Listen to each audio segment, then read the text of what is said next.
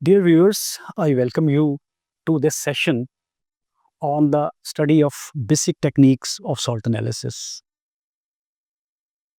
Salt analysis comprises of preliminary tests and confirmatory tests.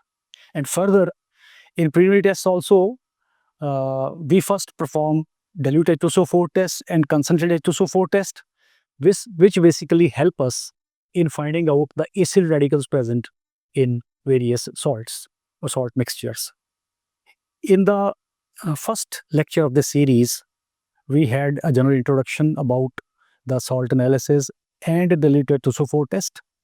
And in today's session, we have studied the theory behind the dilute H2SO4 test and then the confirmatory test for various acid radicals which are detected with the help of dilute H2SO4 test.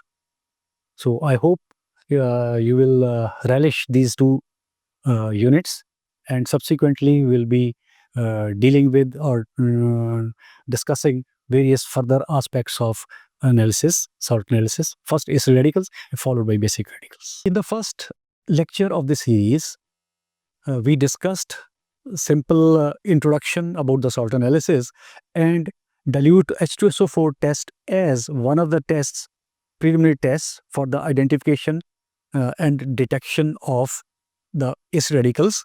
The acid radicals which we detect, I repeat, are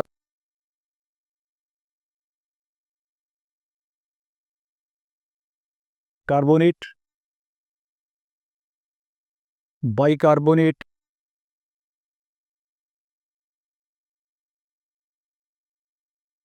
sulfide,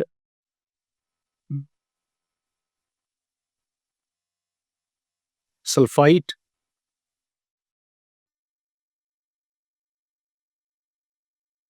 thiosulfate,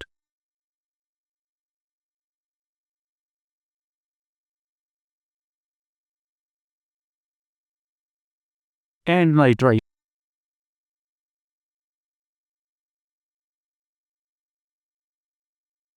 Today we'll be discussing that what is the underlying chemistry or the theory of these tests. We'll take up these tests one by one and we'll give the theory of various identification tests for these radicals. So first of all, we start with carbonates and bicarbonates.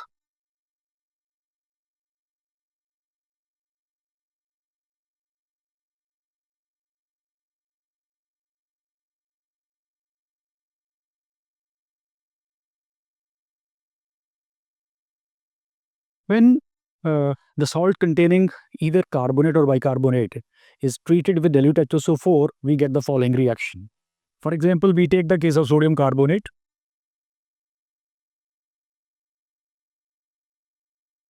This will give us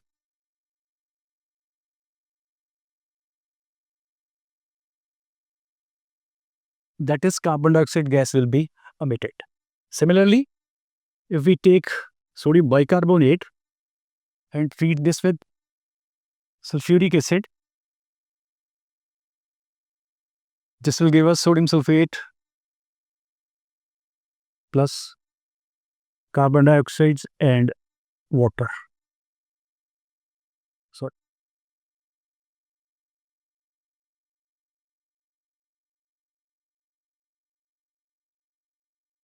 and in this case also, carbon dioxide gas will be emitted. Now, the test for this is, as we mentioned in the earlier lecture also, that when this gas is passed through lime water, the lime water turns milky. So what lime water is? Lime water is calcium hydroxide.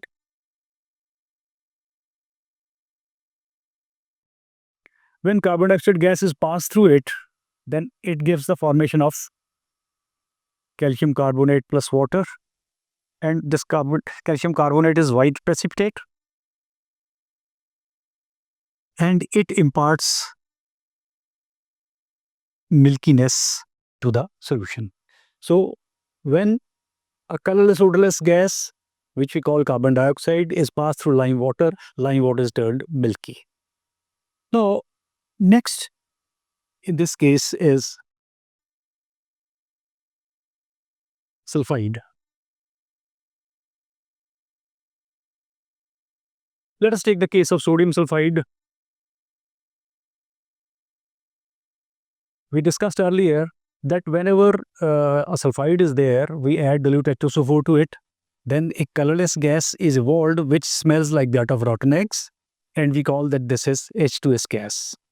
And then we mentioned, and here also I repeat, that when that rotten egg smell like gas comes out and a moist lead acetate paper is placed on the mouth of the test tube, then that turns black.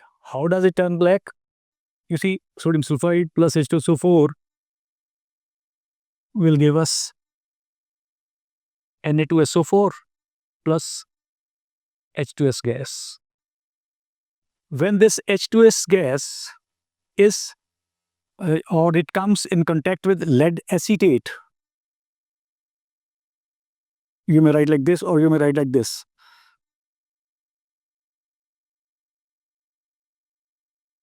Then the chemical reaction takes place is that this becomes H2S plus this will become calcium sulfide plus we'll get 2 molecules of acetic acid. And this calcium sulfide is a black precipitate. Oh, sorry, not calcium. This was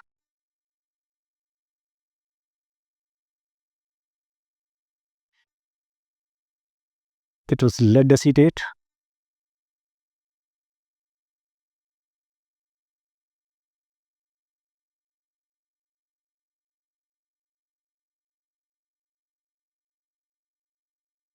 This lead sulfide has got black precipitate, and due to the formation of that black precipitate, the filter paper on which lead acetate solution has been put, which becomes lead acetate paper, that turns black. Now we come over to sulfite.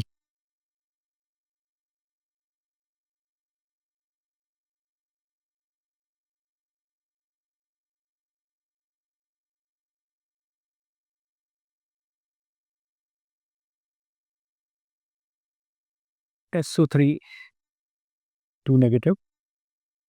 We take the case of, say, sodium sulfite. The test is that when we add a few drops of H2SO4 to it, then a colorless gas comes out which smell like that of burning sulfur. It's suffocating smell, and we call that this is sulfur dioxide gas. And the test for sulfur dioxide gas is that when a moist potassium dichromate paper, which has been prepared by adding a few drops of dilute H2SO4 to the dichromate, then when we dip a filter paper cutting into it, then it becomes potassium dichromate paper. So when we bring this potassium dichromate paper on the mouth of the test tube from which the sulfur dioxide gas is coming out, then that paper turns green. We know that potassium dichromate has got orange color. So coming in contact with sulfur dioxide, that orange color changes into green. How does it happen? You see here sodium sulfite plus H2SO4. This will give you Na2SO4 plus we get the formation of sulfurous acid, H2SO3. But sulfurous acid is very unstable, so it gives us sulfur dioxide gas plus water, and sulfur dioxide gas emits out. Now, when this sulfur dioxide gas is brought in contact with acidified dichromate, what happens? This is potassium dichromate, and its solution in water is orange in color. It is acidified. We get this equation.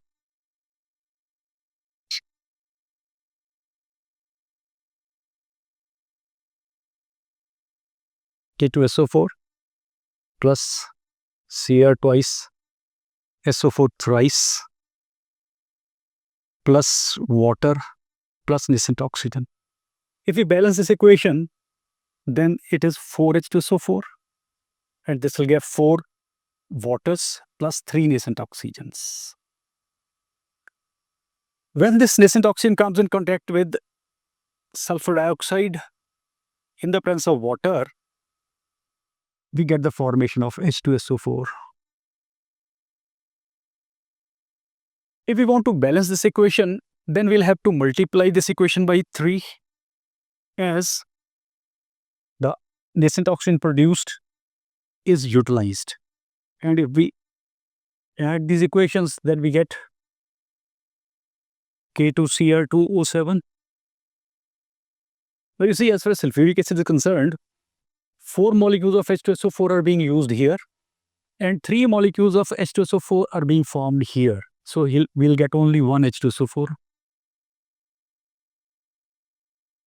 Plus we'll get 3 molecules of sulfur dioxide. This, in case of water also, here 3 water molecules are being utilized, whereas here 4 water molecules are formed. So hence, in the product side, we'll be getting only 1 water molecule. So we'll be getting K2SO4 plus Cr twice, SO4 thrice, plus a water molecule. And now, you see, this very interesting thing. This reaction of conversion of potassium dichromate with sulfuric acid to give you potassium sulfate, chromium sulfate, and nascent oxygen will happen only if there is some species or some compound present who can be oxidized, because acidified potassium dichromate is an oxidizing agent, but it will act as an oxidizing agent only when there is an oxidizable material or reducing agent is there. So in our case, we have seen that sulfur dioxide is a reducing agent or an oxidizable material. So sulfur dioxide gets oxidized to sulfur trioxide, it combines with water to give you sulfuric acid. If there is no sulfur dioxide, then this reaction will not happen. Now, as a result of this reaction, what happens? Orange colored potassium dichromate changes into chromium sulfate, which is green in color. So this is the theory behind this test, that dichromate, potassium dichromate, acidified potassium dichromate, that gives us this chromium sulfate, which is green in color. So this was about sulfite. In case of thiosulfate, almost exactly same sort of reaction takes place. As we mentioned earlier in the earlier lecture also, that in addition to sulfur dioxide, sulfur is also precipitated. If we take the example of this Na2S2O3, that is sodium thiosulfate, and we treat this with H2SO4, we get the formation of Na2SO4 plus sulfur dioxide plus water plus sulfur will be precipitated. I mentioned that upward arrow means a gas being emitted and downward arrow means precipitation. So again, in this case also, the sulfur dioxide will give the same test as in case of sulfite. Now, we can move to next. That is nitrite.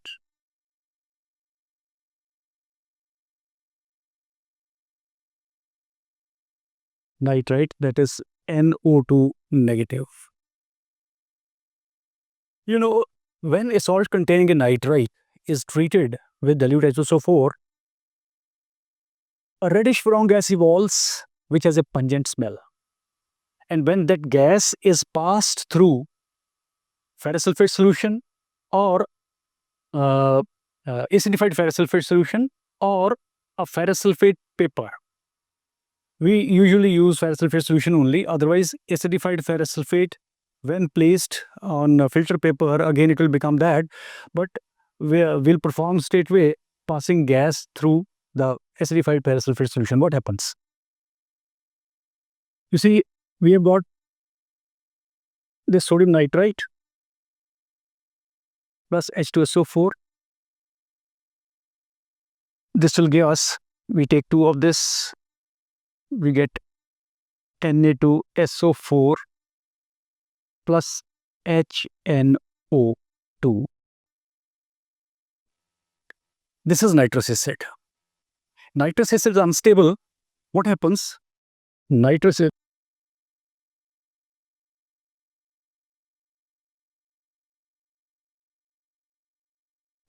acid undergoes disproportionation, forming a molecule of nitric acid plus 2 molecules of nitric oxide and plus, of course, water also. Now, this nitric oxide gas, which is formed as a result of disproportionation of nitrous acid, is not colored. This is colorless. But when it comes in contact with the oxygen or the air present in the test tube or in the lab, it gets converted to nitrogen dioxide, which is reddish brown in color. Reddish brown in color. So, the evolution of reddish brown gas is due to this nitrogen dioxide. Now, what happens to ferrous sulfate?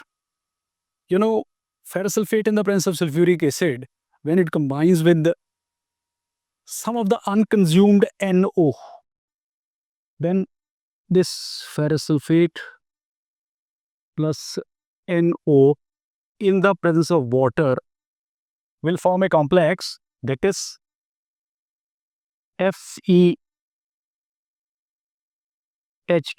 5 times NO sulfate. This is penta-aqua nitroso-ferrous sulfate, but normally we write it as FeSO4.NO, that is nitroso-ferrous sulfate.